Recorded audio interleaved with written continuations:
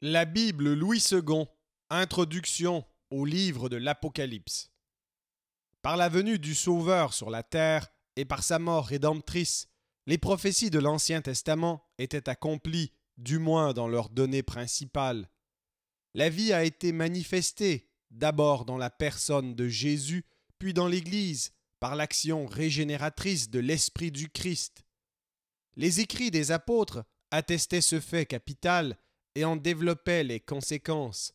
Les évangiles et le livre des Actes en décrivaient les phases successives. C'est sur ce fait que le croyant de la Nouvelle Alliance fonde son espérance. Il ne vit pas comme l'Israélite dans l'attente du salut à venir. Il contemple la croix du Rédempteur qui a tout accompli pour lui. S'il ne trouvait dans le Nouveau Testament que le récit de la vie du Christ et le commentaire que ses apôtres ont laissé de son œuvre, aucune lumière ne lui manquerait pour achever sa course dans la ferme assurance de son salut éternel. Et cependant, cette assurance ne lui suffit pas. Il est membre d'une famille, de l'Église dispersée au milieu d'un monde qui la hait et la persécute comme il a haï et persécuté son chef. Des questions troublantes se posent à lui au sujet du but où Dieu l'a conduit. Il ne saurait s'interdire de penser à son avenir et de s'écrier quand il la voit engagée dans des luttes cruelles et exposée à de terribles dangers. « Jusque à quand, Seigneur ?» Sans doute les discours de Jésus et les épîtres des apôtres n'avaient pas laissé ces questions sans réponse, mais il était réservé à l'Apocalypse de Jean d'offrir aux chrétiens de l'âge apostolique une vision complète et détaillée des derniers temps. Dès les premiers mots, la révélation s'annonce comme donnée pour montrer aux serviteurs de Jésus-Christ les choses qui doivent arriver bientôt. Le sujet du livre, c'est le retour du Seigneur qui vient élever son règne à la perfection. En traitant ce sujet, l'Apocalypse apportait à l'Église une consolation efficace et un puissant soutien dans les grandes épreuves auxquelles elle avait déjà été soumise et qui lui étaient réservées encore. Elle lui annonçait en effet, sous des formes diverses, les jugements que Dieu allait exercer sur ce monde hostile qui la persécutait et menaçait de l'écraser. Elle lui dépeignait le triomphe des élus de toute nation qui reviennent de la grande tribulation et la victoire finale du règne du Christ, célébrée par les cantiques célestes des rachetés. Dans tout le livre, l'Église est présentée comme appelée aux plus cruelles souffrances, mais elle célèbre les louanges de son chef, car elle sait qu'il est plus fort que le monde. Elle salue le jour où les ravages du péché seront réparés, où la communion de l'homme avec Dieu parfaitement rétablie fera oublier à l'exilé d'Éden les amères douleurs qui ont été les conséquences de sa chute. La fin de l'Apocalypse correspond ainsi au commencement de la Genèse. Le cycle des destinées de l'humanité est achevé. Le mal est vaincu, la justice et la miséricorde éternelle ont triomphé. Les mystères de la vie sont expliqués. Tout est accompli. Les révélations de Dieu sont closes. Ces événements des derniers temps, dont Dieu lui accorde la révélation consolante, le voyant ne les contemple pas d'une manière immédiate. Ils ne lui apparaissent pas tels qu'ils se produiront en réalité. Ils lui sont montrés dans des visions symboliques. Les grandes scènes de la consommation du royaume de Dieu ne se déroulent pas seulement sur la terre, mais dans le ciel. Elles ressortent de ce monde invisible que l'œil de l'homme ne peut sonder et que le langage humain ne peut exprimer. C'est pourquoi Jean voit des figures dont les traits matériels ont une signification spirituelle. Ce n'est pas le détail extérieur du tableau qui a de la valeur, c'est son sens profond qui doit attirer l'attention et exercer la réflexion du lecteur. Ainsi le Sauveur ne se présente jamais à Jean tel qu'il est vraiment, mais avec des attributs qui figurent ce qu'il a été ou présagent ce qu'il va faire. Il apparaît dès le début de la vision sous un aspect étrange, minutieusement décrit. Plus tard, un agneau immolé, placé au milieu du trône, le représentera dans son rôle de rédempteur et de roi. Ailleurs, il se montre comme un guerrier monté sur un cheval blanc et revêtu d'un manteau teint de sang. Il est alors le juge et l'exécuteur des jugements de Dieu. Le ciel qui s'ouvre au regard du voyant est construit sur le plan du temple de Jérusalem. Les êtres qui y entourent le trône de Dieu sont dépeints sous des traits que notre imagination a de la peine à saisir et qu'il serait difficile de reproduire par dessin. Il en est de même des êtres symboliques qui représentent l'Église et les puissances du monde qui luttent avec elle sur la terre. La bête à 7 têtes et à 10 cornes figure l'Empire romain et la prostituée assise sur la bête, sa capitale, Rome. Une bataille rangée ou quelques scènes mystérieuses qui se passent en partie dans le ciel, en partie sur la terre, indiquent les crises décisives que traverse le règne de Dieu. Le langage de l'auteur est rempli de types empruntés à l'Ancien Testament. La montagne de Sion et la Nouvelle Jérusalem qui descend du ciel sont le refuge et le séjour des rachetés. Megiddo est le théâtre de la lutte décisive. Israël et ses 12 tribus figurent l'Église. Babylone sur l'Euphrate, c'est Rome. Les catastrophes qui atteignent les hommes ressemblent aux plaies d'Égypte. Enfin, les nombres symboliques jouent un grand rôle dans l'Apocalypse. Il résulte de ces caractères que le sens de cette révélation demeure souvent caché. L'interprétation est rendue difficile par le fait que, dans main de ces tableaux prophétiques, il n'est pas possible de dire exactement où finit le symbole et où commence la réalité, ce qu'il faut prendre au propre ou ce qui n'est qu'une image. L'auteur lui-même n'aurait pas été capable, très probablement, de fixer cette limite. L'Apocalypse se présente moins comme une collection de visions successives que comme une vision unique qui se déroule en une série de tableaux. À plusieurs reprises, il est vrai, le voyant déclare qu'il fut ravi en esprit, mais comme il ne dit pas qu'il sortit de son extase précédente, cette formule exprime plutôt un redoublement de celle-ci. Quelques lignes d'introduction nous instruisent de l'origine, de la destination et du sujet du livre. Il est une révélation que Jésus-Christ a reçue de Dieu et transmise à Jean pour faire voir à ses serviteurs les événements qui vont s'accomplir. Il est adressé à 7 églises d'Asie mineure et annonce la venue du Sauveur dans la gloire. Jean raconte qu'il se trouvait dans l'île de Patmos quand cette vision lui fut accordée. Jésus lui apparut sous un aspect si terrifiant qu'il tomba à ses pieds comme mort.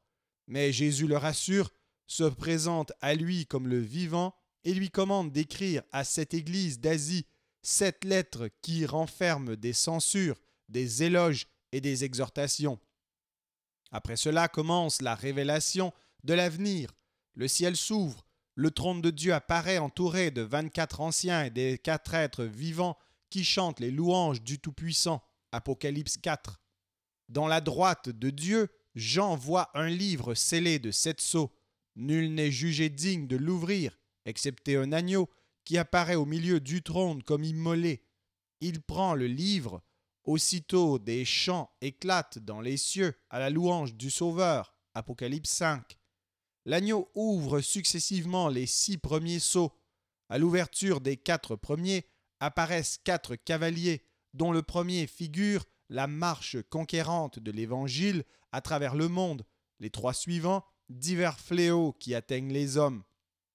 Le 5e sceau fait voir sous l'autel des holocaustes les âmes des martyrs qui demandent à Dieu de les venger. Au 6e sceau, des phénomènes terrifiants se produisent dans les cieux. Les hommes, voyant approcher le jugement, se demandent qui pourra subsister. Apocalypse 6. À cette question répond la double scène de Apocalypse 7, qui forme une sorte d'intermède avant l'ouverture du 7e sceau. Les anges des 4 vents reçoivent l'ordre d'épargner les hommes jusqu'à ce que les élus, au nombre de 144 000, 12 000 de chacune des tribus d'Israël, aient été marqués du sceau de Dieu. Puis Jean contemple l'innombrable multitude des rachetés qui se tiennent devant le trône et devant l'agneau et qui, revenus de la grande tribulation, servent Dieu continuellement. L'ouverture du 7e sceau, précédée d'une demi-heure de silence dans le ciel, n'amène pas la fin, comme on l'aurait attendu, mais les signes précurseurs de la fin. Ils apparaissent sur le signal donné par 7 anges qui sonnent tour à tour de la trompette. Les fléaux qu'il déchaîne font périr le tiers des objets frappés. Un aigle désigne spécialement les 3 derniers fléaux comme 3 malheurs. L'un consiste en une invasion de sauterelles démoniaques qui tourmentent les hommes, l'autre en l'irruption de 200 millions de cavaliers qui franchissent l'Euphrate, Apocalypse 8 et 9. Avant que se produise le 3e malheur signalé par la 7e trompette, un ange vient annoncer que celle-ci amènera la consommation du mystère de Dieu. L'ange donne à manger au voyant un petit livre qu'il apporte sur sa main. Il lui déclare qu'il aura encore à prophétiser sur beaucoup de peuples. Apocalypse 10. Les destinées de Jérusalem et de l'Église judéo-chrétienne seront révélées à Jean. Apocalypse 11, 1 à 14. Alors la 7e trompette donne le signal de la lutte suprême. Un chant de victoire retentit dans le ciel. Apocalypse 11, 15 à 19. Une femme paraît enveloppée du soleil, la lune sous ses pieds, et couronnée de 12 étoiles. Elle est enceinte du Messie. Le dragon guette l'enfant qu'elle va mettre au monde. Mais l'enfant est enlevé au ciel. Le dragon, vaincu par Michel et ses anges, est précipité sur la terre où il persécute la femme et le reste de ses enfants. Apocalypse 12. Jean voit monter de la mer une bête à 10 cornes et à 7 têtes, et de la terre une seconde bête qui pousse les hommes à rendre des hommages divins à la première bête. Apocalypse 13. Il voit ensuite l'agneau et les 144 000 scellés sur la montagne de Sion. Apocalypse 14, 1 à 5. 3 anges proclament les jugements de Dieu qui sont représentés par 2 actions symboliques, la moisson et la vendange. Apocalypse 14, 6 à 20. L'apparition des 7 coupes de la colère de Dieu portée par 7 anges est précédée d'un chant des vainqueurs de la bête. Apocalypse 15. Les fléaux déchaînés, dont les premiers rappellent les plaies d'Égypte, atteignent tous les hommes. À la 6e coupe, 3 esprits de démons qui sortent de la bouche de la bête et du faux prophète, qui sont semblables à des grenouilles, convoquent les rois de la terre à Armageddon pour la bataille du jour du Seigneur. La 7e coupe amène la fin. Apocalypse 16. La chute de Babylone est spécialement décrite. Apocalypse 17, avec les lamentations qu'elle provoque sur la terre et les chants de triomphe qui la saluent dans le ciel. Apocalypse 18 à 19, 10. Christ paraît pour remporter sur la bête et les rois de la terre une victoire, à la suite de laquelle Satan est lié pour 1000 ans. Pendant ce millénium, les fidèles qui ont part à la première résurrection règnent avec Christ, puis Satan, délié, va séduire les nations des extrémités de la terre, mais au moment où il les mène contre les saints, elles sont détruites par le feu du ciel, et lui-même est précipité dans l'étang de feu et de soufre. Alors a lieu le jugement universel. Apocalypse 19, 11 à 20, 15. Un dernier tableau prophétique nous montre un nouveau ciel et une nouvelle terre, et nous offre la description détaillée de la nouvelle Jérusalem. Il est suivi d'une solennelle déclaration de l'ange au voyant. Apocalypse 21, 1 à 22, 9. Le livre se termine par un épilogue où il est recommandé au voyant de ne point sceller sa prophétie, car le Seigneur va venir, répondant aux cris de l'Église. Apocalypse 22, versets 10 à 21. Les interprétations que ce livre énigmatique a reçues au cours des siècles sont innombrables. Il faudrait un volume pour en retracer l'histoire.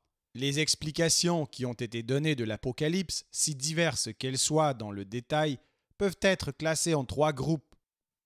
On distingue, premièrement, les interprètes qui voient dans l'Apocalypse un tableau prophétique de l'histoire de l'Église depuis la première venue du Christ jusqu'à son retour glorieux.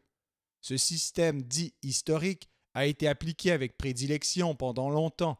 Il est aujourd'hui presque complètement abandonné par les exégètes de quelque autorité. Dans le deuxième groupe, beaucoup de théologiens considérant que le sujet de la révélation, c'est le retour du Seigneur et les événements qui le précéderont immédiatement, pensent que tous les faits annoncés dans les visions à partir du chapitre 4 sont encore à venir et se produiront à la fin des temps. C'est le système futuriste ou eschatologique. D'autres savants, le troisième groupe, appliquent la méthode critique et exégétique cherche moins à deviner les événements du passé ou futur figurés dans les visions de l'Apocalypse qu'à expliquer ces dernières en se plaçant au point de vue de l'auteur et en se pénétrant de son esprit. Ils partent de ce fait que Jean, avec toute l'Église primitive, attendait le retour de Christ dans un avenir prochain, et qu'en contemplant les événements qui devaient le précéder, il croyait voir, comme il le dit, les choses qui doivent arriver bientôt.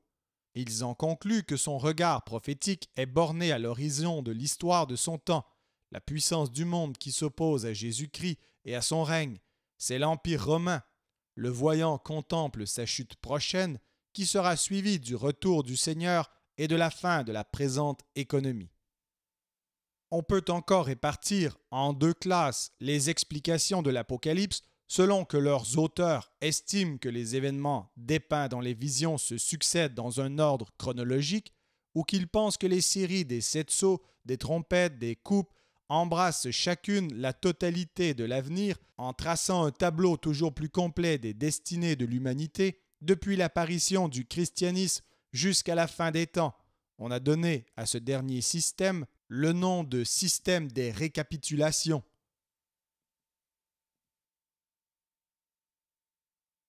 Apocalypse, chapitre 1. Révélation de Jésus-Christ, que Dieu lui a donné pour montrer à ses serviteurs les choses qui doivent arriver bientôt, et qu'il a fait connaître par l'envoi de son ange à son serviteur Jean, lequel a attesté la parole de Dieu et le témoignage de Jésus-Christ, tout ce qu'il a vu. Heureux celui qui lit et ceux qui entendent les paroles de la prophétie et qui gardent les choses qui y sont écrites, car le temps est proche. Jean, aux sept églises qui sont en Asie, que la grâce et la paix vous soient données de la part de celui qui est, qui était et qui vient, et de la part des sept esprits qui sont devant son trône, et de la part de Jésus-Christ, le témoin fidèle, le premier-né des morts et le prince des rois de la terre. À celui qui nous aime, qui nous a délivrés de nos péchés par son sang, et qui a fait de nous un royaume, des sacrificateurs pour Dieu son Père. À lui soit la gloire et la puissance au siècle des siècles. Amen.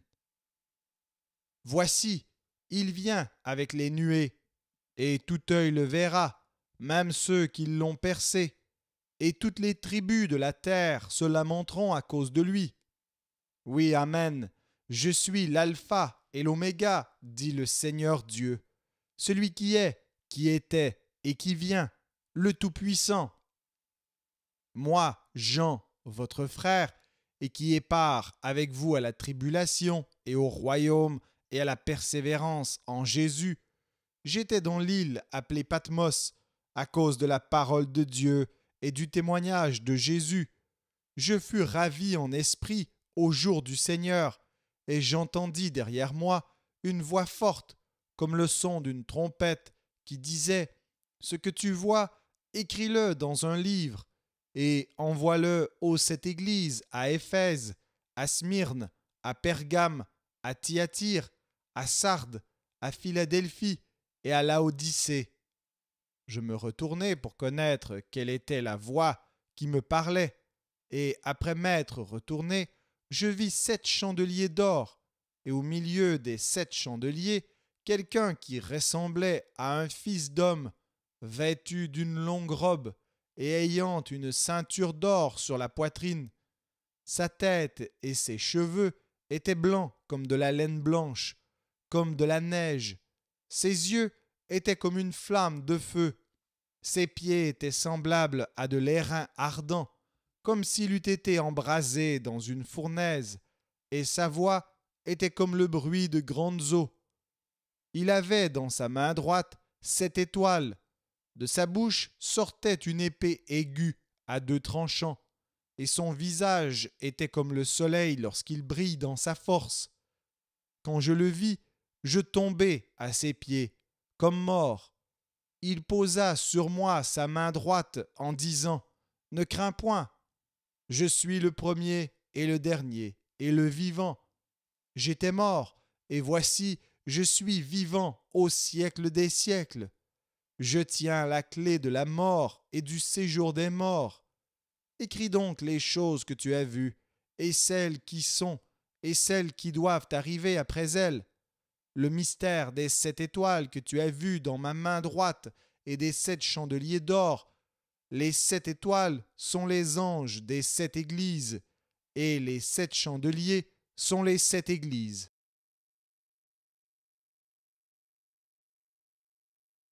Apocalypse, chapitre 2. Écrit à l'ange de l'église d'Éphèse. Voici ce que dit celui qui tient les 7 étoiles dans sa main droite, celui qui marche au milieu des 7 chandeliers d'or. Je connais tes œuvres, ton travail et ta persévérance. Je sais que tu ne peux supporter les méchants, que tu as éprouvé ceux qui se disent apôtres et qui ne le sont pas, et que tu les as trouvés menteurs, que tu as de la persévérance, que tu as souffert à cause de mon nom, et que tu ne t'es point lassé. Mais ce que j'ai contre toi, c'est que tu as abandonné ton premier amour. Souviens-toi donc d'où tu es tombé, repens-toi, et pratique tes premières œuvres. Sinon, je viendrai à toi, et j'ôterai ton chandelier de sa place, à moins que tu ne te repentes. Tu as pourtant ceci, c'est que tu hais les œuvres des Nicolaïtes, œuvres que je hais aussi. Que celui qui a des oreilles entende ce que l'Esprit dit aux églises. À celui qui vaincra, je donnerai à manger de l'arbre de vie qui est dans le paradis de Dieu. Écris à l'ange de l'église de Smyrne. Voici ce que dit le premier et le dernier, celui qui était mort et qui est revenu à la vie. Je connais ta tribulation et ta pauvreté, bien que tu sois riche, et les calomnies de la part de ceux qui se disent juifs et ne le sont pas, mais qui sont une synagogue de Satan. Ne crains pas ce que tu vas souffrir. Voici, le diable jettera quelques-uns de vous en prison, afin que vous soyez éprouvés, et vous aurez une tribulation de 10 jours. Sois fidèle jusqu'à la mort, et je te donnerai la couronne de vie. Que celui qui a des oreilles entende ce que l'Esprit dit aux églises. Celui qui vaincra n'aura pas à souffrir la seconde mort. Écris à l'ange de l'église de Pergame. Voici ce que dit celui qui a l'épée aiguë à 2 tranchants. Je sais où tu demeures. Je sais que là est le trône de Satan. Tu retiens mon nom, et tu n'as pas renié ma foi. Même au jour d'Antipas, mon témoin fidèle, qui a été mis à mort chez vous, là où Satan a sa demeure. Mais j'ai quelque chose contre toi, c'est que tu as là des gens attachés à la doctrine de Balaam, qui enseignait à Balak à mettre une pierre d'achoppement devant les fils d'Israël pour qu'ils mangeassent des viandes sacrifiées aux idoles, et qu'ils se livrassent à l'impudicité. De même, toi aussi tu as des gens attachés pareillement à la doctrine des Nicolaïtes. Repens-toi donc, sinon je viendrai à toi bientôt, et je le combattrai avec l'épée de ma bouche. Que celui qui a des oreilles entende ce que l'Esprit dit aux églises. À celui qui vaincra, je donnerai de la manne cachée. Je lui donnerai un caillou blanc, et sur ce caillou est écrit un nom nouveau que personne ne connaît, si ce n'est celui qui le reçoit. Écris à l'ange de l'église de Thyatire. Voici ce que dit le Fils de Dieu, celui qui a les yeux comme une flamme de feu et dont les pieds sont semblables à de l'airain ardent. Je connais tes œuvres, ton amour, ta foi, ton fidèle service, ta constance et tes dernières œuvres plus nombreuses que les premières. Mais ce que j'ai contre toi, c'est que tu laisses la femme Jézabel, qui se dit prophétesse, enseigner et séduire mes serviteurs pour qu'ils se livrent à l'impudicité et qu'ils mangent des viandes sacrifiées aux idoles. Je lui ai donné du temps afin qu'elle se repentît, et elle ne veut pas se repentir de son impudicité. Voici, je vais la jeter sur un lit et envoyer une grande tribulation à ceux qui commettent adultère avec elle. à moins qu'ils ne se repentent de leurs œuvres. Je ferai mourir de mort ces enfants, et toutes les églises connaîtront que je suis celui qui sonde les reins et les cœurs, et je vous rendrai à chacun selon vos œuvres, à vous, à toutes les autres de Thyatire qui ne reçoivent pas cette doctrine et qui n'ont pas connu les profondeurs de Satan, comme il les appelle. Je vous dis, je ne mets pas sur vous d'autres fardeaux, seulement ce que vous avez, retenez-le jusqu'à ce que je vienne. À celui qui vaincra et qui gardera jusqu'à la fin mes œuvres, je donnerai cette autorité sur les nations. Il les pètera avec une verge de fer, comme on brise les vases d'argile, ainsi que moi-même j'en ai reçu le pouvoir de mon Père, et je lui donnerai l'étoile du matin. Que celui qui a des oreilles entende ce que l'Esprit dit aux églises.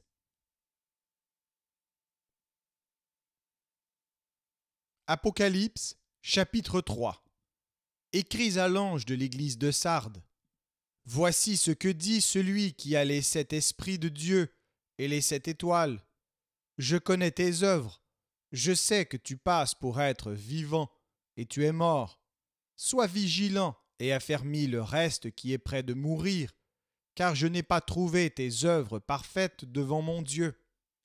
Rappelle-toi donc comment tu as reçu et entendu, et garde et repens-toi. Si tu ne veilles pas, je viendrai comme un voleur, et tu ne sauras pas à quelle heure je viendrai sur toi. Cependant tu as à Sardes quelques hommes qui n'ont pas souillé leurs vêtements. Ils marcheront avec moi en vêtements blancs, parce qu'ils en sont dignes. Celui qui vaincra sera revêtu ainsi de vêtements blancs. Je n'effacerai point son nom du livre de vie, et je confesserai son nom devant mon Père et devant ses anges. Que celui qui a des oreilles entende ce que l'Esprit dit aux églises. Écris à l'ange de l'église de Philadelphie. Voici ce que dit le Saint, le véritable, celui qui a la clé de David, celui qui ouvre et personne ne fermera, celui qui ferme et personne n'ouvrira. Je connais tes œuvres. Voici, parce que tu as peu de puissance, et que tu as gardé ma parole, et que tu n'as pas renié mon nom, j'ai mis devant toi une porte ouverte que personne ne peut fermer. Voici, je te donne de ceux de la synagogue de Satan, qui se disent juifs, et ne le sont pas, mais qui mentent. Voici, je les ferai venir se prosterner à tes pieds, et connaître que je t'ai aimé. Parce que tu as gardé la parole de la persévérance en moi, je te garderai aussi à l'heure de la tentation qui va venir sur le monde entier, pour éprouver les habitants de la terre. Je viens bientôt, retiens ce que tu as, afin que personne ne prenne ta couronne. Celui qui vaincra, je ferai de lui une colonne dans le temple de mon Dieu, et il n'en sortira plus.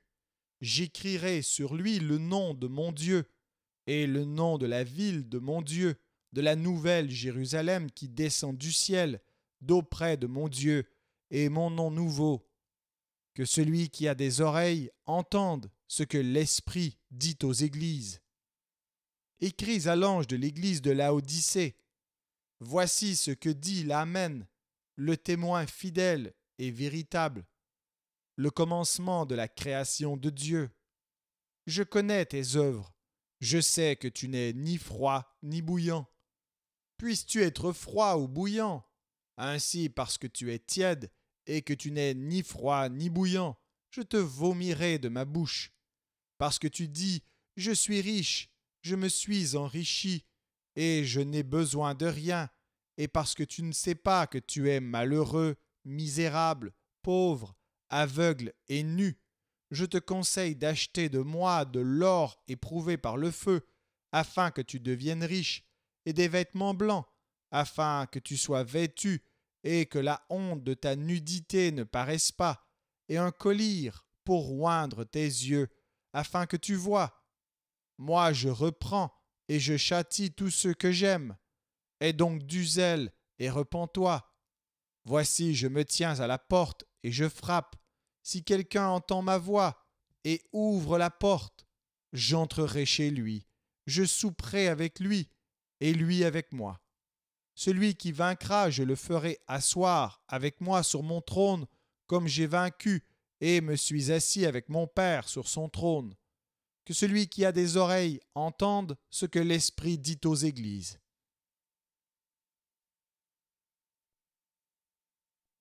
Apocalypse, chapitre 4. Après cela, je regardai, et voici une porte était ouverte dans le ciel. La première voix que j'avais entendue comme le son d'une trompette et qui me parlait dit « Monte ici, et je te ferai voir ce qui doit arriver dans la suite. » Aussitôt je fus ravi en esprit, et voici il y avait un trône dans le ciel, et sur ce trône quelqu'un était assis. Celui qui était assis avait l'aspect d'une pierre de jaspe et de sardoine, et le trône était environné d'un arc-en-ciel semblable à l'émeraude. Autour du trône, je vis 24 trônes, et sur ces trônes, 24 vieillards assis, revêtus de vêtements blancs, et sur leurs têtes des couronnes d'or. Du trône sortaient des éclairs, des voix et des tonnerres. Devant le trône brûlent 7 lampes ardentes qui sont les 7 esprits de Dieu. Il y a encore devant le trône comme une mer de verre semblable à du cristal. Au milieu du trône et autour du trône, il y a 4 êtres vivants, remplis d'yeux devant et derrière. Le premier être vivant est semblable à un lion. Le second être vivant est semblable à un veau. Le troisième être vivant a la face d'un homme. Et le quatrième être vivant est semblable à un aigle qui vole. Les 4 êtres vivants ont chacun 6 ailes, et ils sont remplis d'yeux tout autour et au-dedans. Ils ne cessent de dire jour et nuit, Saint, Saint, Saint est le Seigneur Dieu, le Tout-Puissant, qui était, qui est et qui vient. Quand les êtres vivants rendent gloire et honneur et action de grâce à celui qui est assis sur le trône, à celui qui vit au siècle des siècles, les 24 vieillards se prosternent devant celui qui est assis sur le trône, et ils adorent celui qui vit au siècle des siècles, et ils jettent leur couronne devant le trône en disant « Tu es digne, notre Seigneur et notre Dieu, de recevoir la gloire et l'honneur et la puissance, car tu as créé toutes choses, et c'est par ta volonté qu'elles existent et qu'elles ont été créées. »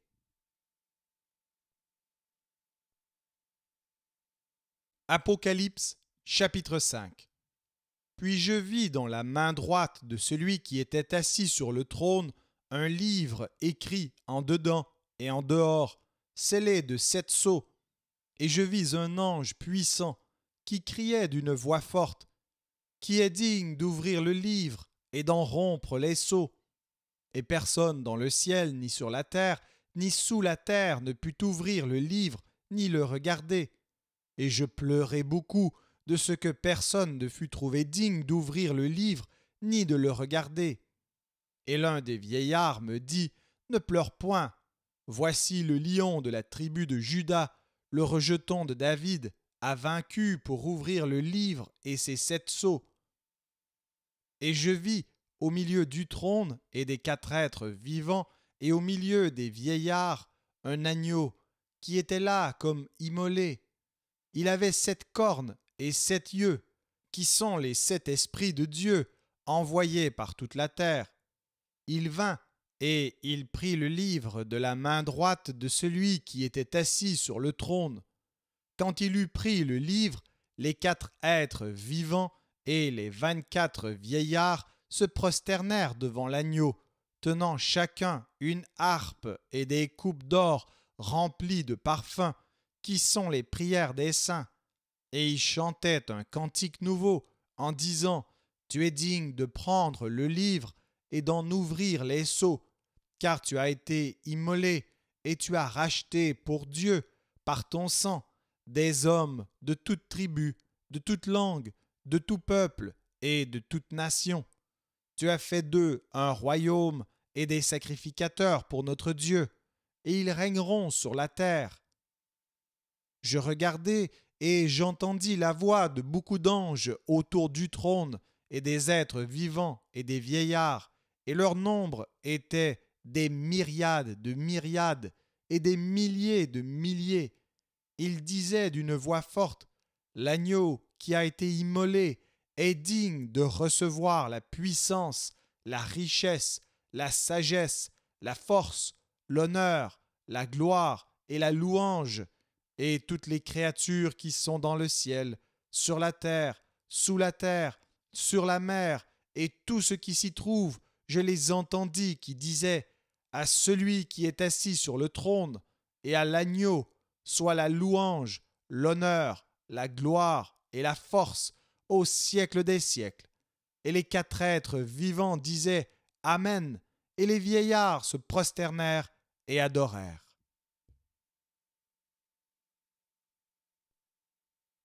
Apocalypse, chapitre 6. Je regardai quand l'agneau ouvrit un des 7 sceaux, et j'entendis l'un des quatre êtres vivants qui disait comme d'une voix de tonnerre Viens. Je regardai, et voici parut un cheval blanc. Celui qui le montait avait un arc, une couronne lui fut donnée, et il partit en vainqueur et pour vaincre.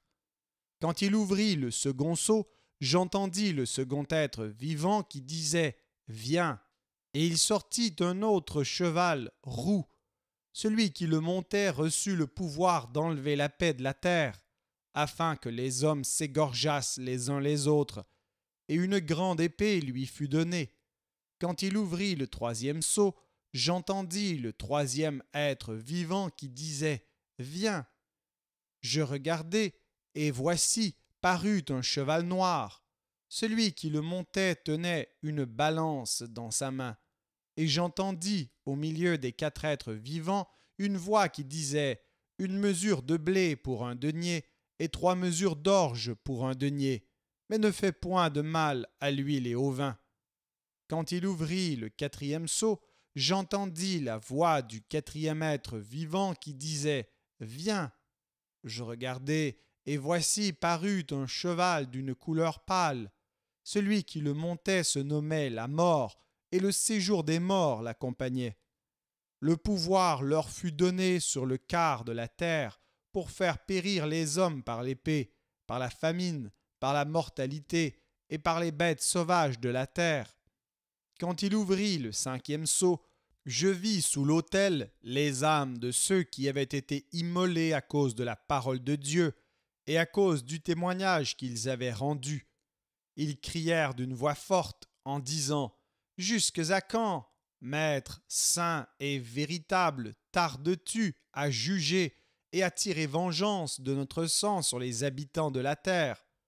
Une robe blanche fut donnée à chacun d'eux, et il leur fut dit de se tenir en repos quelque temps encore, jusqu'à ce que fût complet le nombre de leurs compagnons de service et de leurs frères, qui devaient être mis à mort comme eux. Je regardai quand il ouvrit le sixième sceau, et il y eut un grand tremblement de terre. Le soleil devint noir comme un sac de crin, la lune entière devint comme du sang, et les étoiles du ciel tombèrent sur la terre, comme lorsqu'un figuier secoué par un vent violent jette ses figues vertes. Le ciel se retira comme un livre qu'on roule, et toutes les montagnes et les îles furent remuées de leur place. Les rois de la terre, les grands, les chefs militaires, les riches, les puissants, tous les esclaves et les hommes libres se cachèrent dans les cavernes et dans les rochers des montagnes. Et ils disaient aux montagnes et aux rochers, « Tombez sur nous et cachez-nous devant la face de celui qui est assis sur le trône et devant la colère de l'agneau, car le grand jour de sa colère est venu, et qui peut subsister ?»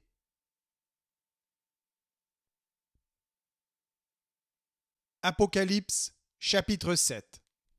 Après cela, je vis 4 anges debout aux 4 coins de la terre.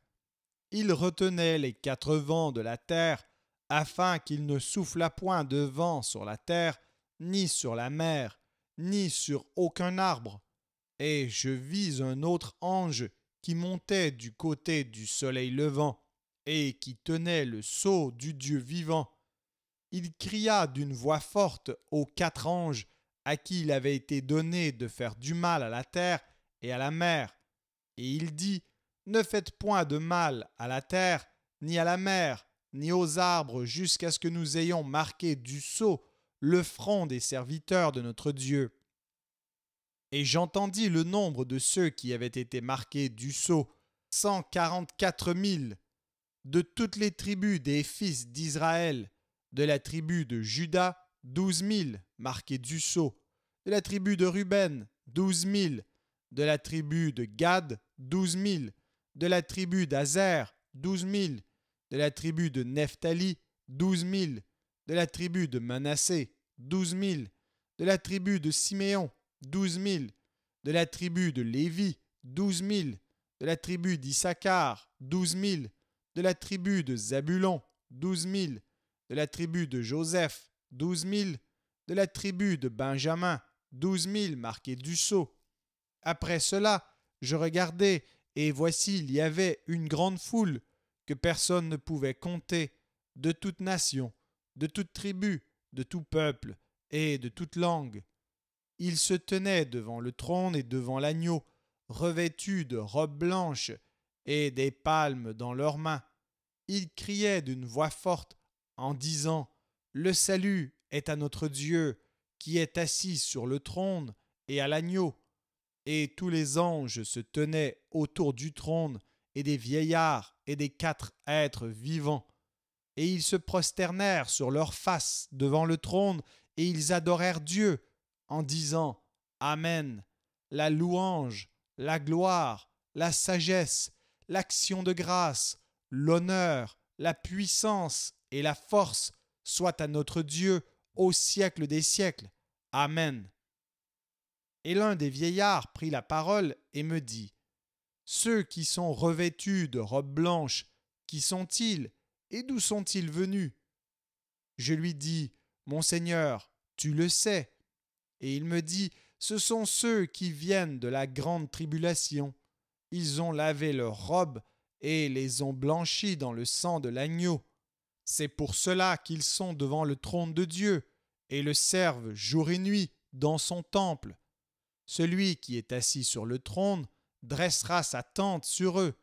Ils n'auront plus faim, ils n'auront plus soif, et le soleil ne les frappera point, ni aucune chaleur, car l'agneau qui est au milieu du trône les paîtra et les conduira aux sources des eaux de la vie, et Dieu essuiera toute larme de leurs yeux.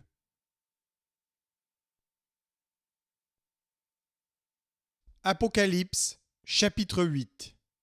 Quand il ouvrit le 7e sceau, il y eut dans le ciel un silence d'environ une demi-heure. Et je vis les 7 anges qui se tiennent devant Dieu, et 7 trompettes leur furent données. Et un autre ange vint, et il se tint sur l'autel, ayant un encensoir d'or.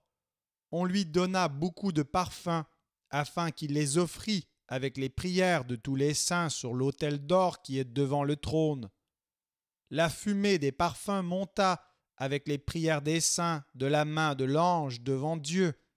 Et l'ange prit l'encensoir, le remplit du feu de l'autel et le jeta sur la terre. Il y eut des voix, des tonnerres, des éclairs et un tremblement de terre. Et les 7 anges qui avaient les 7 trompettes se préparèrent à en sonner. Le premier sonna de la trompette, il y eut de la grêle et du feu, mêlés de sang, qui furent jetés sur la terre, et le tiers de la terre fut brûlé, et le tiers des arbres fut brûlé, et toute herbe verte fut brûlée. Le second ange sonna de la trompette, et quelque chose comme une grande montagne embrasée par le feu fut jetée dans la mer, et le tiers de la mer devint du sang, et le tiers des créatures qui étaient dans la mer et qui avaient vie mourut, et le tiers des navires périt. Le troisième ange sonna de la trompette, et il tomba du ciel une grande étoile ardente comme un flambeau, et elle tomba sur le tiers des fleuves et sur les sources des eaux. Le nom de cette étoile est Absinthe, et le tiers des eaux fut changé en absinthe, et beaucoup d'hommes moururent par les eaux, parce qu'elle était devenue amère. Le quatrième ange sonna de la trompette, et le tiers du soleil fut frappé, et le tiers de la lune, et le tiers des étoiles, afin que le tiers en fût obscurci, et que le jour perdît un tiers de sa clarté, et la nuit de même. Je regardai, et j'entendis un aigle qui volait au milieu du ciel, disant d'une voix forte: Malheur, malheur, malheur aux habitants de la terre, à cause des autres sons de la trompette, des trois anges qui vont sonner.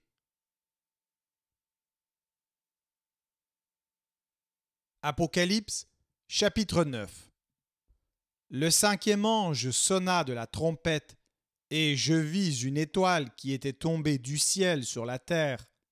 La clé du puits de l'abîme lui fut donnée, et elle ouvrit le puits de l'abîme, et il monta du puits une fumée, comme la fumée d'une grande fournaise, et le soleil et l'air furent obscurcis par la fumée du puits.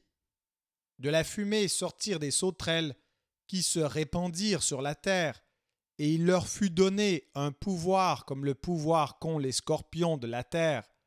Il leur fut dit de ne point faire de mal à l'herbe de la terre, ni à aucune verdure, ni à aucun arbre, mais seulement aux hommes qui n'avaient pas le sceau de Dieu sur le front. Il leur fut donné non de les tuer, mais de les tourmenter pendant 5 mois, et le tourment qu'elles causaient était comme le tourment que cause le scorpion quand il pique un homme. En ces jours-là, les hommes chercheront la mort et ne la trouveront pas. Ils désireront mourir et la mort fuira loin d'eux. Ces sauterelles ressemblaient à des chevaux préparés pour le combat. Il y avait sur leurs têtes comme des couronnes semblables à de l'or, et leurs visages étaient comme des visages d'hommes.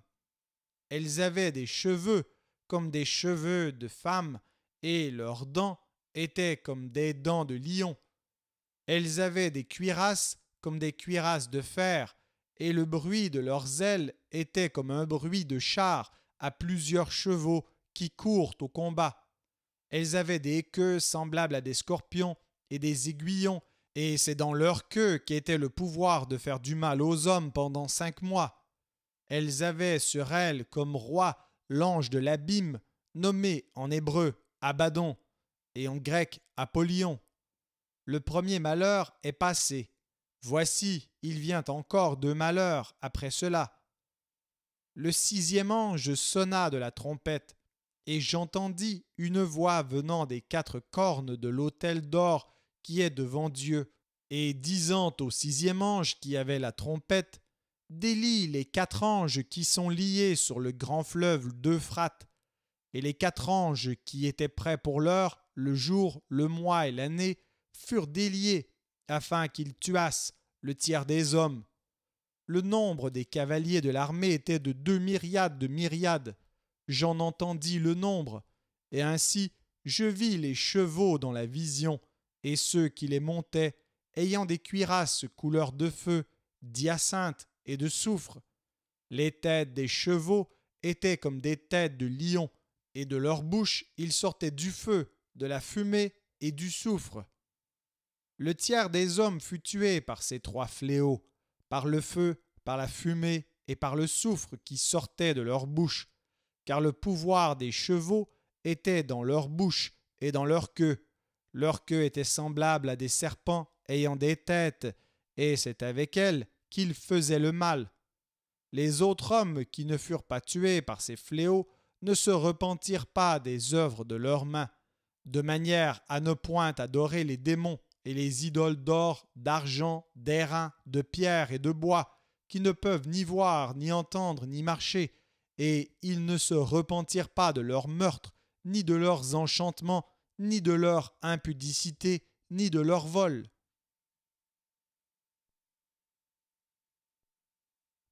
Apocalypse, chapitre 10.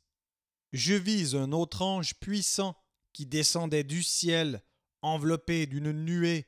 Au-dessus de sa tête était l'arc-en-ciel, et son visage était comme le soleil, et ses pieds comme des colonnes de feu. Il tenait dans sa main un petit livre ouvert, Il posa son pied droit sur la mer et son pied gauche sur la terre, et il cria d'une voix forte, comme rugit un lion. Quand il cria, les 7 tonnerres firent entendre leur voix. Et quand les 7 tonnerres eurent fait entendre leur voix, j'allais écrire, et j'entendis du ciel une voix qui disait « Scelle ce qu'ont dit les 7 tonnerres, et ne l'écris pas. » Et l'ange que je voyais debout sur la mer et sur la terre leva sa main droite vers le ciel et jura par celui qui vit au siècle des siècles, qui a créé le ciel et les choses qui y sont, la terre et les choses qui y sont, et la mer et les choses qui y sont, qu'il n'y aurait plus de temps, mais qu'au jour de la voix du 7e ange, quand il sonnerait de la trompette, le mystère de Dieu s'accomplirait, comme il l'a annoncé à ses serviteurs les prophètes.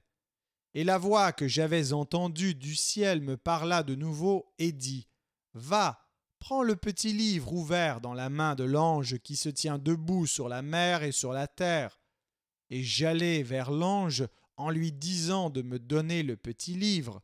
Et il me dit « Prends-le et avale-le. Il sera amer à tes entrailles, mais dans ta bouche il sera doux comme du miel. » Je pris le petit livre de la main de l'ange et je l'avalai. Il fut dans ma bouche doux comme du miel, mais quand je l'eus avalé, mes entrailles furent remplies d'amertume.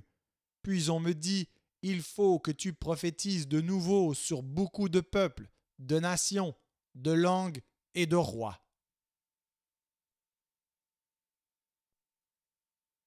Apocalypse, chapitre 11. On me donna un roseau semblable à une verge, en disant « Lève-toi et mesure le temple de Dieu, l'autel et ceux qui y adorent. Mais le parvis extérieur du temple, laisse-le en dehors et ne le mesure pas, car il a été donné aux nations, et elles fouleront aux pieds la ville sainte pendant 42 mois. Je donnerai à mes 2 témoins le pouvoir de prophétiser, revêtus de sacs, pendant 1260 jours. Ce sont les 2 oliviers et les 2 chandeliers qui se tiennent devant le Seigneur de la terre. Si quelqu'un veut leur faire du mal, du feu sort de leur bouche et dévore leurs ennemis. Et si quelqu'un veut leur faire du mal, il faut qu'il soit tué de cette manière. Ils ont le pouvoir de fermer le ciel, afin qu'il ne tombe point de pluie pendant les jours de leur prophétie, et ils ont le pouvoir de changer les eaux en sang et de frapper la terre de toute espèce de plaie, chaque fois qu'ils le voudront. Quand ils auront achevé leur témoignage, la bête qui monte de l'abîme leur fera la guerre, les vaincra et les tuera, et leurs cadavres seront sur la place de la grande ville qui est appelée dans un sens spirituel Sodome et Égypte, là même où leur Seigneur a été crucifié. Des hommes d'entre les peuples, les tribus, les langues et les nations verront leurs cadavres pendant 3 jours et demi, et ils ne permettront pas que leurs cadavres soient mis dans un sépulcre.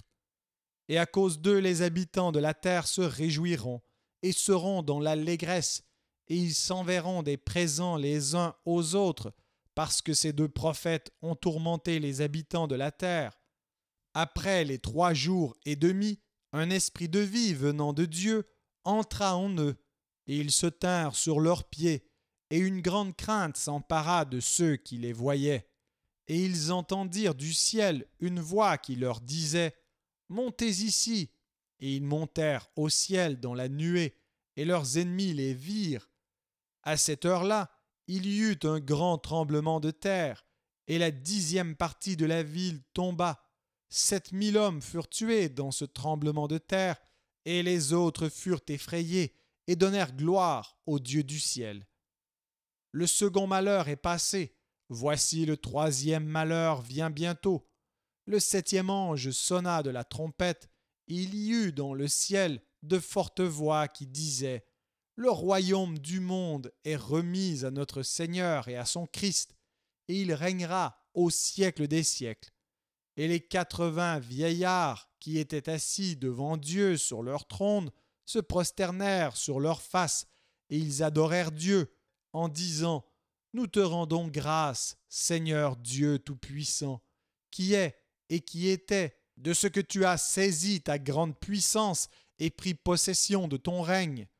Les nations se sont irritées, et ta colère est venue, et le temps est venu de juger les morts, de récompenser tes serviteurs, les prophètes, les saints et ceux qui craignent ton nom, les petits et les grands, et de détruire ceux qui détruisent la terre. Et le temple de Dieu dans le ciel fut ouvert, et l'arche de son alliance apparut dans son temple. Il y eut des éclairs, des voix, des tonnerres, un tremblement de terre et une forte grêle.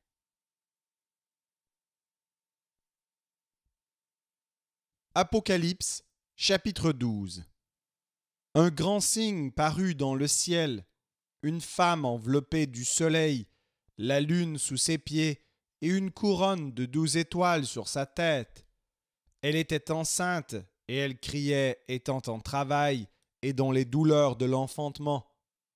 Un autre signe parut encore dans le ciel, et voici, c'était un grand dragon rouge, ayant 7 têtes et 10 cornes, et sur ses têtes 7 diadèmes. Sa queue entraînait le tiers des étoiles du ciel et les jetait sur la terre. Le dragon se tint devant la femme qui allait enfanter, afin de dévorer son enfant lorsqu'elle aurait enfanté. Elle enfanta un fils qui doit paître toutes les nations avec une verge de fer, et son enfant fut enlevé vers Dieu et vers son trône. Et la femme s'enfuit dans le désert, où elle avait un lieu préparé par Dieu, afin qu'elle y fût nourrie pendant 1260 jours. Et il y eut guerre dans le ciel. Michel et ses anges combattirent contre le dragon, et le dragon et ses anges combattirent, mais ils ne furent pas les plus forts, et leur place ne fut plus trouvée dans le ciel. Et il fut précipité, le grand dragon, le serpent ancien, appelé le diable et Satan, celui qui séduit toute la terre. Il fut précipité sur la terre, et ses anges furent précipités avec lui. Et j'entendis dans le ciel une voix forte qui disait : Maintenant le salut est arrivé, et la puissance, et le règne de notre Dieu, et l'autorité de son Christ, car il a été précipité, l'accusateur de nos frères, celui qui les accusait devant notre Dieu jour et nuit. Ils l'ont vaincu à cause du sang de l'agneau et à cause de la parole de leur témoignage, et ils n'ont pas aimé leur vie jusqu'à craindre la mort. C'est pourquoi réjouissez-vous, cieux, et vous qui habitez dans les cieux. Malheur à la terre et à la mer, car le diable est descendu vers vous, animé d'une grande colère, sachant qu'il a peu de temps.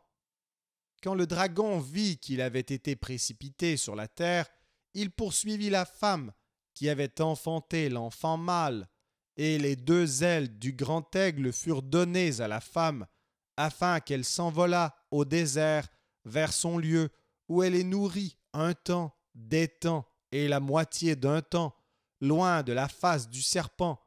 Et de sa bouche le serpent lança de l'eau comme un fleuve derrière la femme, afin de l'entraîner par le fleuve. Et la terre secourut la femme, et la terre ouvrit sa bouche et engloutit le fleuve que le dragon avait lancé de sa bouche. Et le dragon fut irrité contre la femme, et il s'en alla faire la guerre au reste de sa postérité, à ceux qui gardent les commandements de Dieu et qui ont le témoignage de Jésus, et il se tint sur le sable de la mer.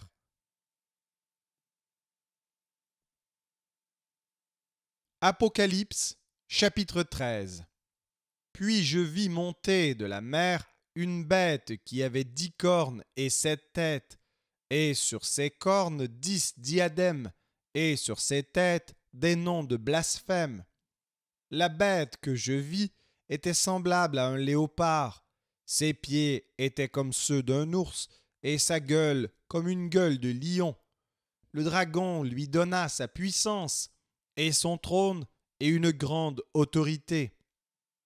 Et je vis l'une de ses têtes comme blessée à mort, mais sa blessure mortelle fut guérie, et toute la terre était dans l'admiration derrière la bête, et ils adorèrent le dragon, parce qu'il avait donné l'autorité à la bête. Ils adorèrent la bête en disant « Qui est semblable à la bête, et qui peut combattre contre elle ?» Et il lui fut donné une bouche qui proférait des paroles arrogantes et des blasphèmes, et il lui fut donné le pouvoir d'agir pendant 42 mois. Et elle ouvrit sa bouche pour proférer des blasphèmes contre Dieu, pour blasphémer son nom et son tabernacle et ceux qui habitent dans le ciel. Il lui fut donné de faire la guerre aux saints et de les vaincre, et il lui fut donné autorité sur toute tribu, sur tout peuple, toute langue et toute nation, et tous les habitants de la terre l'adoreront, ceux dont le nom n'a pas été écrit dès la fondation du monde dans le livre de vie de l'agneau qui a été immolé. Si quelqu'un a des oreilles, qu'il entende. Si quelqu'un mène en captivité, il ira en captivité. Si quelqu'un tue par l'épée, il faut qu'il soit tué par l'épée. C'est ici la persévérance et la foi des saints. Puis je vis monter de la terre une autre bête qui avait 2 cornes semblables à celles d'un agneau et qui parlait comme un dragon. Elle exerçait toute l'autorité de la première bête en sa présence, et elle faisait que la terre et ses habitants adoraient la première bête, dont la blessure mortelle avait été guérie.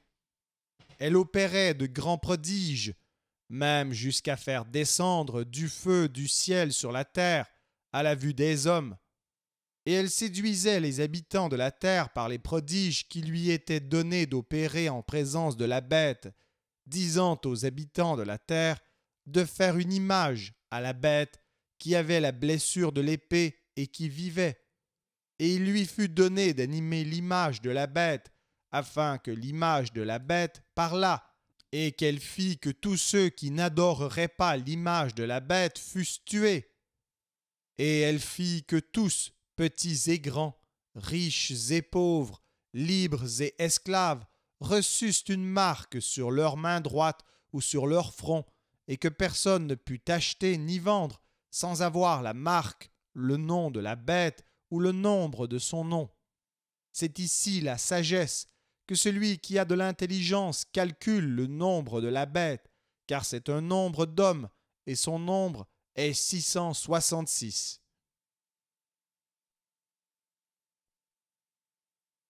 Apocalypse, chapitre 14. Je regardai, et voici, l'agneau se tenait sur la montagne de Sion, et avec lui 144 000 personnes qui avaient son nom et le nom de son Père écrit sur leur front. Et j'entendis du ciel une voix comme un bruit de grosses eaux, comme le bruit d'un grand tonnerre, et la voix que j'entendis était comme celle de joueurs de harpe jouant de leur harpe. Et ils chantent un cantique nouveau devant le trône et devant les 4 êtres vivants et les vieillards. Et personne ne pouvait apprendre le cantique, si ce n'est les 144 000 qui avaient été rachetés de la terre. Ce sont ceux qui ne se sont pas souillés avec des femmes, car ils sont vierges. Ils suivent l'agneau partout où il va. Ils ont été rachetés d'entre les hommes comme des prémices pour Dieu et pour l'agneau. Et dans leur bouche, il ne s'est point trouvé de mensonge, car ils sont irrépréhensibles. Je vis un autre ange qui volait par le milieu du ciel, ayant un évangile éternel pour l'annoncer aux habitants de la terre, à toute nation, à toute tribu, à toute langue et à tout peuple. Il disait d'une voix forte, « Craignez Dieu et donnez-lui gloire, car l'heure de son jugement est venue, et adorez celui qui a fait le ciel et la terre et la mer et les sources d'eau. » Et un second ange suivit en disant, « Elle est tombée, Babylone la grande, qui a abreuvé toutes les nations du vin de la fureur de son impudicité. » Et un troisième ange les suivit, en disant d'une voix forte, « Si quelqu'un adore la bête et son image, et reçoit une marque sur son front ou sur sa main, il boira lui aussi du vin de la fureur de Dieu, versé sans mélange dans la coupe de sa colère, et il sera tourmenté dans le feu et le soufre devant les saints anges et devant l'agneau, et la fumée de leur tourment monte au siècle des siècles. Et ils n'ont de repos ni jour ni nuit, ceux qui adorent la bête et son image, et quiconque reçoit la marque de son nom. C'est ici la persévérance des saints qui gardent les commandements de Dieu et la foi de Jésus. Et j'entendis du ciel une voix qui disait « Écris, heureux dès à présent les morts qui meurent dans le Seigneur.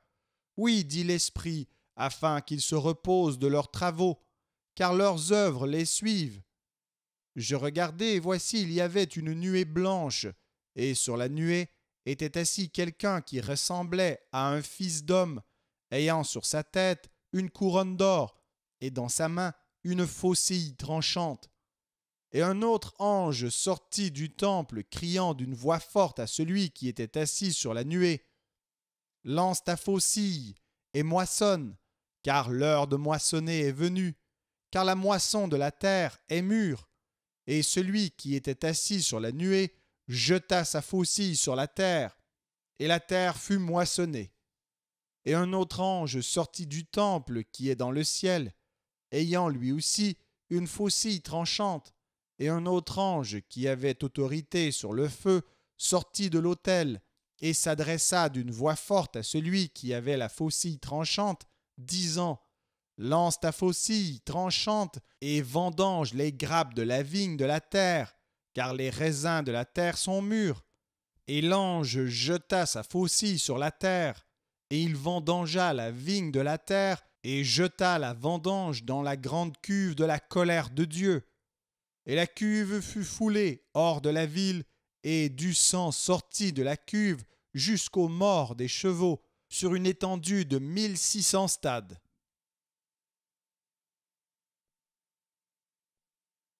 Apocalypse, chapitre 15.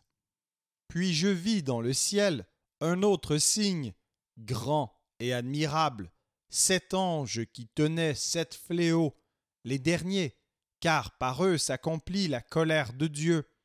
Et je vis comme une mer de verre mêlée de feu, et ceux qui avaient vaincu la bête et son image et le nombre de son nom, debout sur la mer de verre, ayant des harpes de Dieu, et ils chantent le cantique de Moïse, le serviteur de Dieu, et le cantique de l'agneau, en disant « Tes œuvres sont grandes et admirables, Seigneur Dieu Tout-Puissant.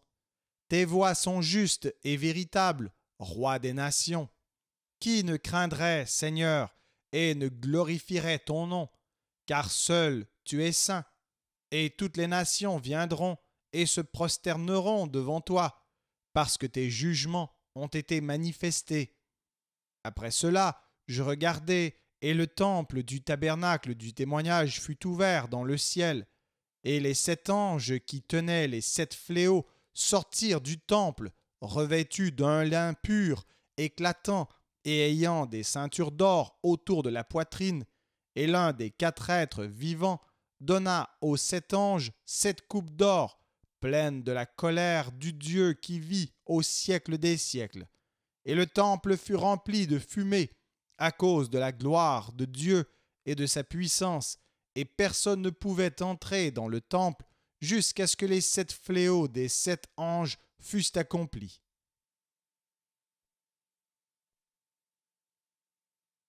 Apocalypse, chapitre 16.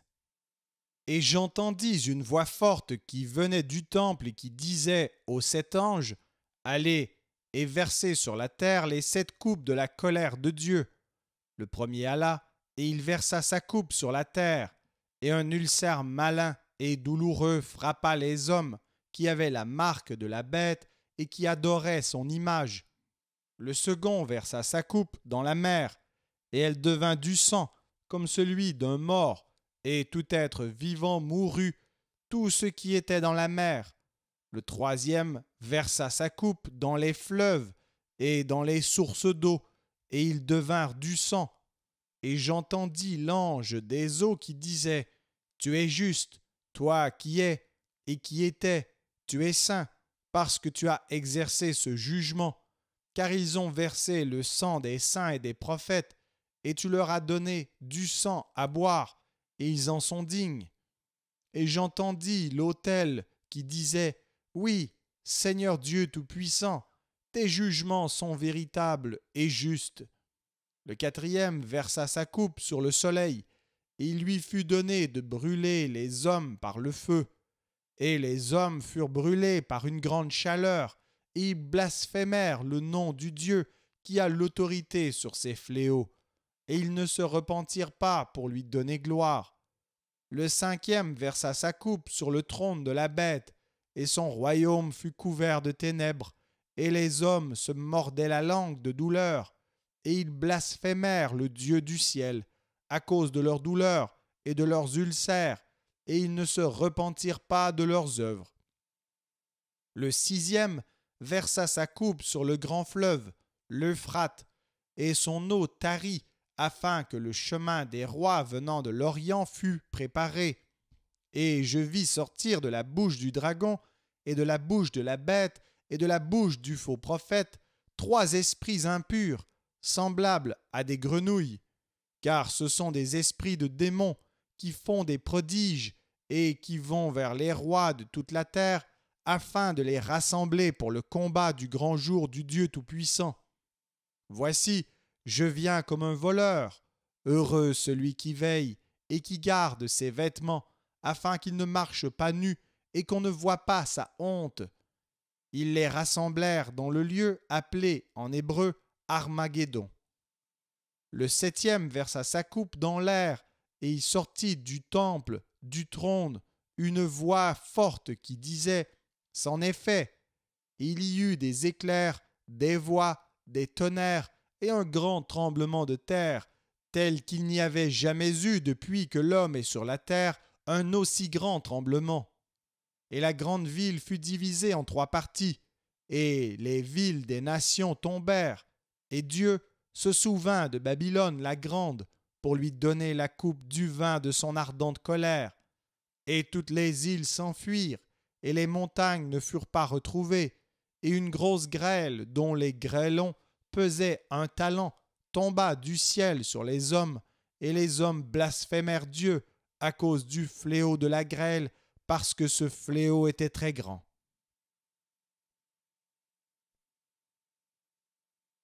Apocalypse, chapitre 17. Puis un des 7 anges qui tenait les 7 coupes vint, et il m'adressa la parole en disant « Viens, je te montrerai le jugement de la grande prostituée qui est assise sur les grandes eaux. C'est avec elle que les rois de la terre se sont livrés à l'impudicité, et c'est du vin de son impudicité que les habitants de la terre se sont enivrés. Il me transporta en esprit dans un désert, et je vis une femme assise sur une bête écarlate, pleine de noms de blasphème, ayant 7 têtes et 10 cornes. Cette femme était vêtue de pourpre et d'écarlate, et parée d'or, de pierres précieuses et de perles. Elle tenait dans sa main une coupe d'or remplie d'abominations et des impuretés de sa prostitution. Sur son front était écrit un nom, un mystère, Babylone, la grande, la mère des impudiques et des abominations de la terre. Et je vis cette femme, ivre du sang des saints et du sang des témoins de Jésus. Et en la voyant, je fus saisi d'un grand étonnement. Et l'ange me dit, « Pourquoi t'étonnes-tu ? Je te dirai le mystère de la femme et de la bête qui la porte, qui a les 7 têtes et les 10 cornes. La bête que tu as vue était, et elle n'est plus. Elle doit monter de l'abîme et aller à la perdition. Et les habitants de la terre, ceux dont le nom n'a pas été écrit dès la fondation du monde dans le livre de vie, s'étonneront en voyant la bête parce qu'elle était et qu'elle n'est plus et qu'elle reparaîtra. C'est ici l'intelligence qui a de la sagesse. Les 7 têtes sont 7 montagnes sur lesquelles la femme est assise. Ce sont aussi 7 rois. 5 sont tombés, un existe. l'autre n'est pas encore, et quand il sera venu, il doit rester peu de temps. Et la bête qui était et qui n'est plus est elle-même un huitième roi, et elle est du nombre des 7, et elle va à la perdition. Les 10 cornes que tu as vues sont 10 rois, qui n'ont pas encore reçu de royaume, mais qui reçoivent autorité comme rois pendant 1 heure avec la bête. Ils ont un même dessein, et ils donnent leur puissance et leur autorité à la bête. Ils combattront contre l'agneau, et l'agneau les vaincra, parce qu'il est le Seigneur des seigneurs et le Roi des rois. Et les appelés, les élus et les fidèles qui sont avec lui les vaincront aussi.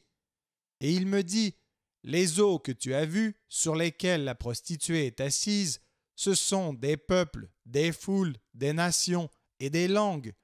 Les 10 cornes que tu as vues et la bête haïront la prostituée, la dépouilleront et la mettront à nu, mangeront ses chairs et la consumeront par le feu.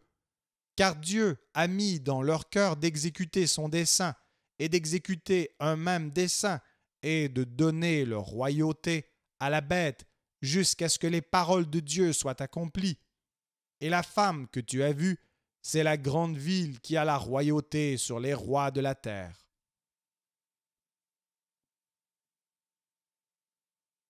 Apocalypse, chapitre 18. Après cela, je vis descendre du ciel un autre ange qui avait une grande autorité, et la terre fut éclairée de sa gloire.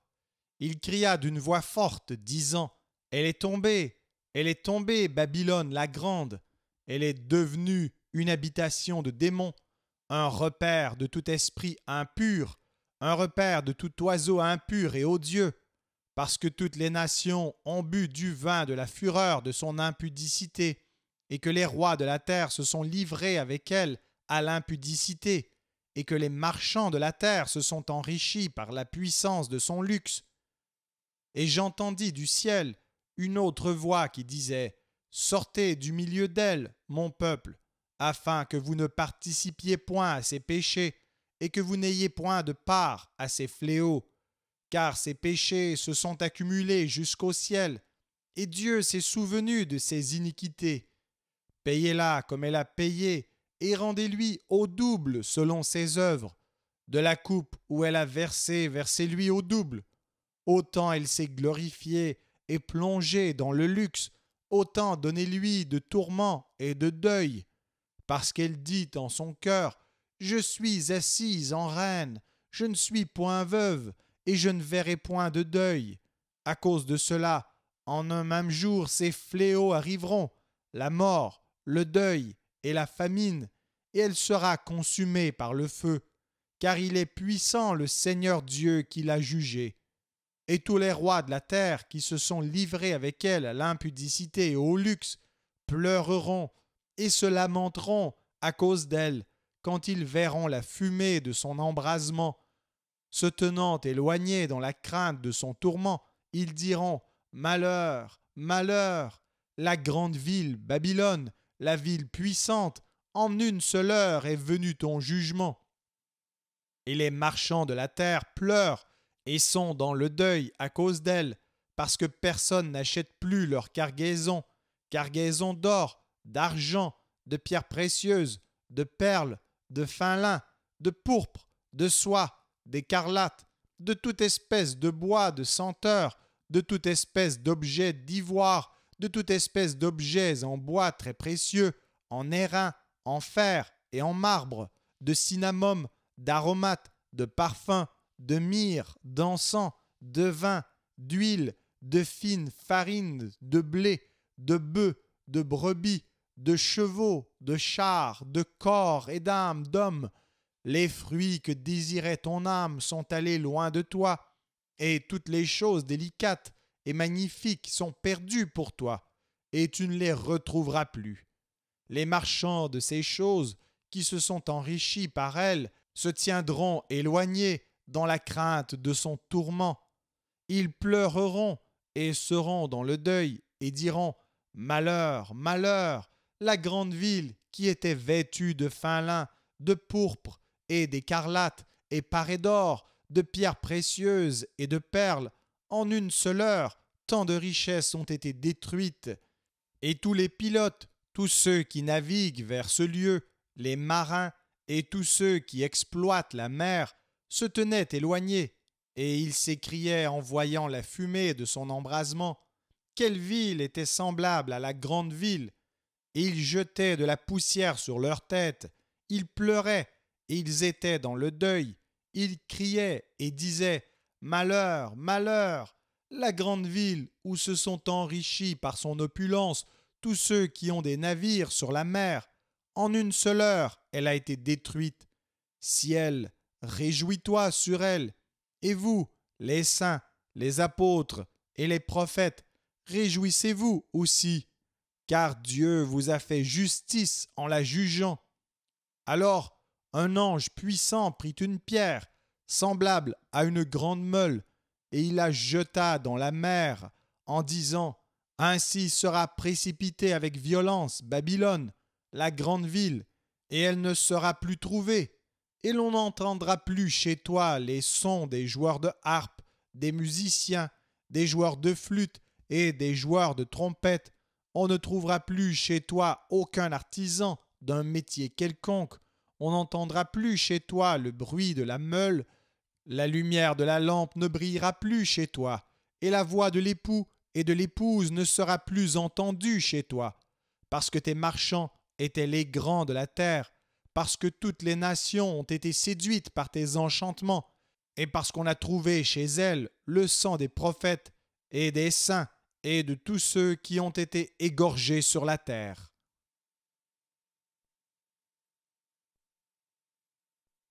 Apocalypse, chapitre 19. Après cela, j'entendis dans le ciel comme une voix forte d'une foule nombreuse qui disait: Alléluia!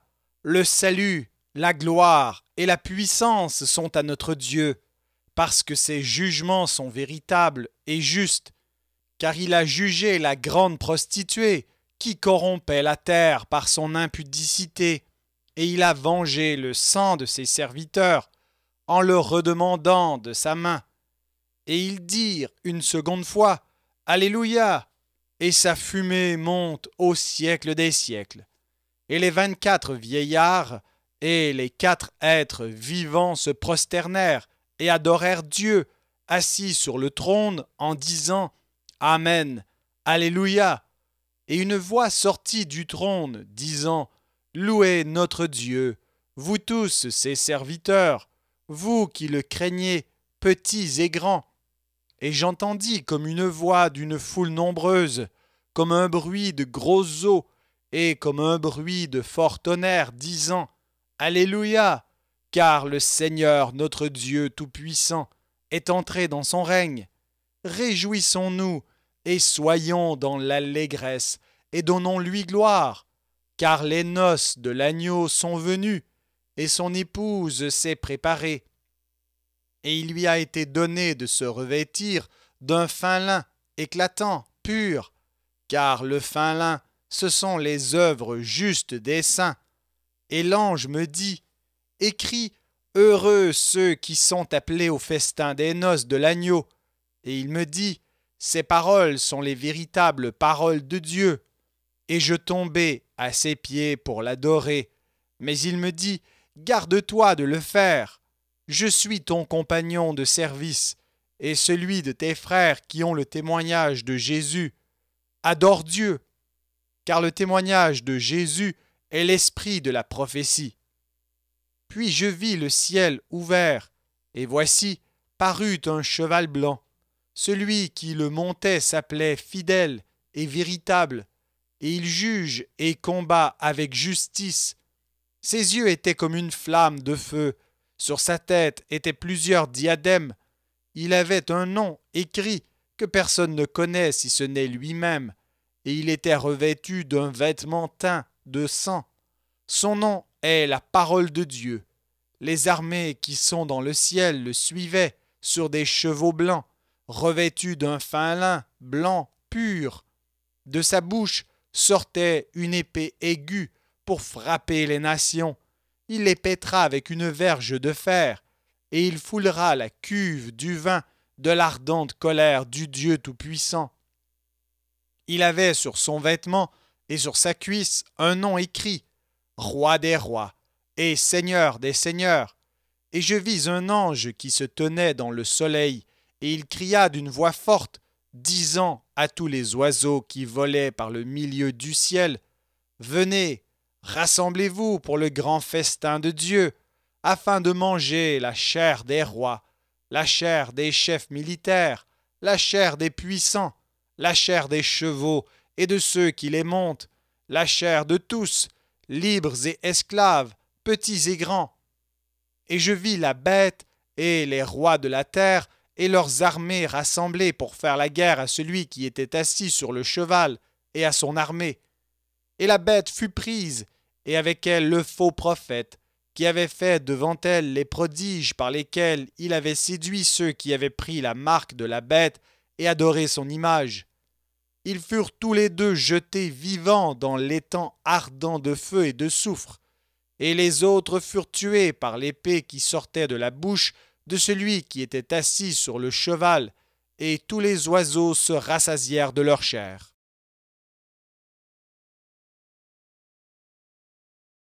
Apocalypse, chapitre 20.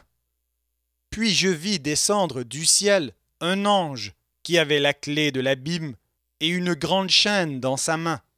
Il saisit le dragon, le serpent ancien, qui est le diable et Satan, et il le lia pour 1000 ans.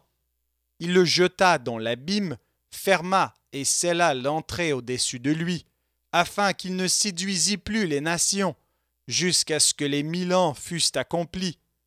Après cela, il faut qu'il soit délié pour un peu de temps. Et je vis des trônes, et à ceux qui s'y assirent fut donné le pouvoir de juger. Et je vis les âmes de ceux qui avaient été décapités à cause du témoignage de Jésus et à cause de la parole de Dieu, et de ceux qui n'avaient pas adoré la bête ni son image, et qui n'avaient pas reçu la marque sur leur front et sur leurs mains. Ils revinrent à la vie, et ils régnèrent avec Christ pendant 1000 ans. Les autres morts ne revinrent point à la vie, jusqu'à ce que les 1000 ans fussent accomplis. C'est la première résurrection. Heureux et saints ceux qui ont part à la première résurrection. La seconde mort n'a point de pouvoir sur eux, mais ils seront sacrificateurs de Dieu et de Christ, et ils régneront avec lui pendant 1000 ans. Quand les 1000 ans seront accomplis, Satan sera relâché de sa prison, et il sortira pour séduire les nations qui sont aux 4 coins de la terre, Gog et Magog, afin de les rassembler pour la guerre. Leur nombre est comme le sable de la mer, et ils montèrent sur la surface de la terre, et ils investirent le camp des saints et la ville bien-aimée. Mais un feu descendit du ciel et les dévora, et le diable qui les séduisait fut jeté dans l'étang de feu et de soufre, où sont la bête et le faux prophète, et ils seront tourmentés jour et nuit au siècle des siècles. Puis je vis un grand trône blanc, et celui qui était assis dessus. La terre et le ciel s'enfuirent devant sa face, et il ne fut plus trouvé de place pour eux. Et je vis les morts, les grands et les petits, qui se tenaient devant le trône. Des livres furent ouverts, et un autre livre fut ouvert, celui qui est le livre de vie. Et les morts furent jugés selon leurs œuvres, d'après ce qui était écrit dans ces livres. La mer rendit les morts qui étaient en elle, la mort et le séjour des morts rendirent les morts qui étaient en eux, et chacun fut jugé selon ses œuvres. Et la mort et le séjour des morts furent jetés dans l'étang de feu. C'est la seconde mort, l'étang de feu. Quiconque ne fut pas trouvé écrit dans le livre de vie fut jeté dans l'étang de feu.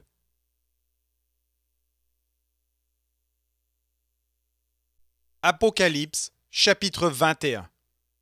Puis je vis un nouveau ciel et une nouvelle terre, car le premier ciel et la première terre avaient disparu, et la mer n'était plus. Et je vis descendre du ciel d'auprès de Dieu la ville sainte, la nouvelle Jérusalem, préparée comme une épouse qui s'est parée pour son époux. Et j'entendis du trône une forte voix qui disait : Voici le tabernacle de Dieu avec les hommes. Il habitera avec eux, et ils seront son peuple, et Dieu lui-même sera avec eux. Il essuiera toute larme de leurs yeux, et la mort ne sera plus, et il n'y aura plus ni deuil, ni cri, ni douleur, car les premières choses ont disparu. Et celui qui était assis sur le trône dit, « Voici, je fais toutes choses nouvelles. » Et il dit, « Écris, car ces paroles sont certaines et véritables. » Et il me dit, « C'est fait, je suis l'alpha et l'oméga, le commencement et la fin. À celui qui a soif, je donnerai de la source de l'eau de la vie gratuitement. Celui qui vaincra héritera ces choses. Je serai son Dieu, et il sera mon fils. Mais pour les lâches, les incrédules, les abominables, les meurtriers, les impudiques, les enchanteurs, les idolâtres et tous les menteurs, leur part sera dans l'étang ardent de feu et de soufre, ce qui est la seconde mort. » Puis un des 7 anges qui tenaient les 7 coupes remplies des 7 derniers fléaux vint, et il m'adressa la parole en disant, « Viens, je te montrerai l'épouse, la femme de l'agneau. » Et il me transporta en esprit sur une grande et haute montagne, et il me montra la ville sainte, Jérusalem, qui descendait du ciel d'auprès de Dieu, ayant la gloire de Dieu. Son éclat était semblable à celui d'une pierre très précieuse, d'une pierre de jaspe transparente comme du cristal. Elle avait une grande et haute muraille, elle avait 12 portes, et sur les portes 12 anges, et des noms écrits, ceux des 12 tribus des fils d'Israël. À l'Orient, 3 portes, au Nord, 3 portes, au Midi, 3 portes, et à l'Occident, 3 portes. La muraille de la ville avait 12 fondements, et sur eux les 12 noms des 12 apôtres de l'agneau. Celui qui me parlait avait pour mesure un roseau d'or, afin de mesurer la ville, ses portes et sa muraille. La ville avait la forme d'un carré, et sa longueur était égale à sa largeur. Il mesura la ville avec le roseau et trouva 12 000 stades. La longueur, la largeur et la hauteur en étaient égales. Il mesura la muraille et trouva 144 coudées, mesure d'homme, qui était celle de l'ange. La muraille était construite en jaspe, et la ville était d'or pur, semblable à du verre pur. Les fondements de la muraille de la ville étaient ornés de pierres précieuses, de toute espèce. Le premier fondement était de jaspe, le second de saphir, le troisième de chalcédoine, le quatrième d'émeraude, le cinquième de sardonyx, le sixième de sardoine, le septième de chrysolite, le huitième de béryl, le neuvième de topaze, le 10e de chrysoprase, le 11e d'hyacinthe, le 12e d'améthyste. Les 12 portes étaient 12 perles, chaque porte était d'une seule perle. La place de la ville était d'or pur, comme du verre transparent. Je ne vis point de temple dans la ville, car le Seigneur Dieu Tout-Puissant est son temple, ainsi que l'agneau. La ville n'a besoin ni du soleil ni de la lune pour l'éclairer, car la gloire de Dieu l'éclaire, et l'agneau est son flambeau. Les nations marcheront à sa lumière, et les rois de la terre y apporteront leur gloire. Ses portes ne se fermeront point le jour, car il n'y aura point de nuit. On y apportera la gloire et l'honneur des nations. Il n'entrera chez elles rien de souillé, ni personne qui se livre à l'abomination et au mensonge. Il n'entrera que ceux qui sont écrits dans le livre de vie de l'agneau.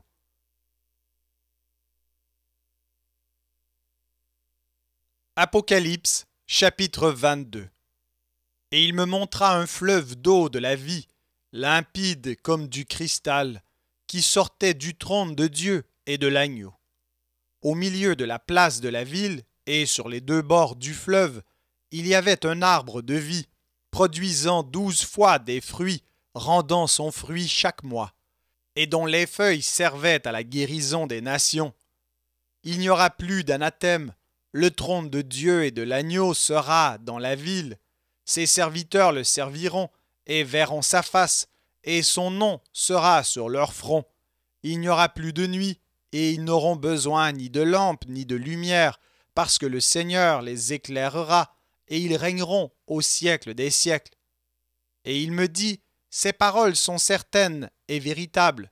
Et le Seigneur, le Dieu des esprits, des prophètes, a envoyé son ange pour montrer à ses serviteurs les choses qui doivent arriver bientôt. Et voici, je viens bientôt. Heureux celui qui garde les paroles de la prophétie de ce livre. C'est moi, Jean, qui ai entendu et vu ces choses. Et quand j'eus entendu et vu, je tombai aux pieds de l'ange qui me les montrait pour l'adorer. Mais il me dit, garde-toi de le faire. Je suis ton compagnon de service, et celui de tes frères les prophètes, et de ceux qui gardent les paroles de ce livre. Adore Dieu. Et il me dit, ne scelle point les paroles de la prophétie de ce livre, car le temps est proche. Que celui qui est injuste soit encore injuste, que celui qui est souillé se souille encore, et que le juste pratique encore la justice, et que celui qui est saint se sanctifie encore. Voici, je viens bientôt, et ma rétribution est avec moi pour rendre à chacun selon ce qu'est son œuvre. Je suis l'alpha et l'oméga, le premier et le dernier, le commencement et la fin. Heureux ceux qui lavent leurs robes, afin d'avoir droit à l'arbre de vie, et d'entrer par les portes dans la ville. Dehors les chiens, les enchanteurs, les impudiques, les meurtriers, les idolâtres, et quiconque aime et pratique le mensonge. Moi, Jésus, j'ai envoyé mon ange pour vous attester ces choses dans les églises. Je suis le rejeton de la postérité de David, l'étoile brillante du matin. Et l'esprit et l'épouse disent « Viens », et que celui qui entend dise « Viens », et que celui qui a soif vienne, que celui qui veut prenne de l'eau de la vie gratuitement. Je le déclare à quiconque entend les paroles de la prophétie de ce livre. Si quelqu'un y ajoute quelque chose, Dieu le frappera des fléaux décrits dans ce livre. Et si quelqu'un retranche quelque chose des paroles du livre de cette prophétie, Dieu retranchera sa part de l'arbre de la vie et de la ville sainte décrit dans ce livre. Celui qui atteste ces choses dit « Oui, je viens bientôt. Amen. Viens, Seigneur Jésus. Que la grâce du Seigneur Jésus soit avec tous. » Merci d'avoir écouté cet enregistrement de la Bible. N'hésitez pas à le partager. Vous pouvez également télécharger la version MP3 sur le site Un Héros dans le net. Vous avez le lien dans la description. En visitant notre chaîne, vous allez également trouver d'autres versions de la Bible en audio, ainsi que plusieurs ressources pour étudier la parole de Dieu. Toutes ces ressources sont mises à votre disposition gratuitement. N'hésitez pas de nous faire un don si le Seigneur vous le met à cœur en utilisant le lien qui est également dans la description. Merci encore et que Dieu vous bénisse.